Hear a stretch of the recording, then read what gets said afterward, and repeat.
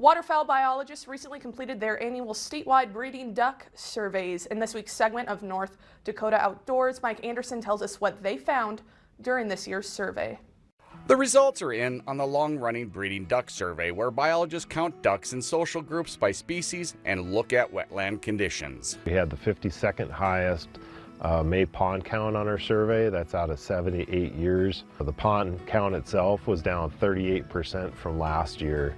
So conditions were pretty dry, and that affected how ducks settled in the state. Much needed rains arrived following the completion of the survey. The western part of the Missouri Coteau received between 4 and 7 inches of rain, and then the central part of the state got around 4 inches of rain, which greatly improved wetland conditions of basins that already had water, helped soil moisture conditions, and brought back some temporary wetlands that pairs use to initiate their breeding activities in the spring. So helped a little bit. North Dakota has long been labeled North America's duck factory, but numbers here and elsewhere are declining.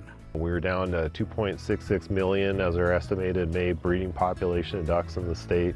That's down about 9% from last year. The mallard population estimate was down 26% from last year and is the lowest estimated mallard breeding population on our survey since 1993. Blue-winged teal, green-winged teal, and pintails also had significant population declines, whereas gadwall, shovelers, and ruddy ducks had somewhat less significant declines. We did have a few species that showed increases from last year on our survey. That'd be widgeon, canvasbacks, redheads, and lesser scaup. There are some things that need to happen on the landscape for duck populations to start heading in the right direction. To see duck populations rebound in North Dakota and do well and provide good opportunities for hunters, we're going to have more grass come back to the landscape. We need more upland nesting habitat. Got to have good wetland conditions too. This is Mike Anderson in the North Dakota Outdoors.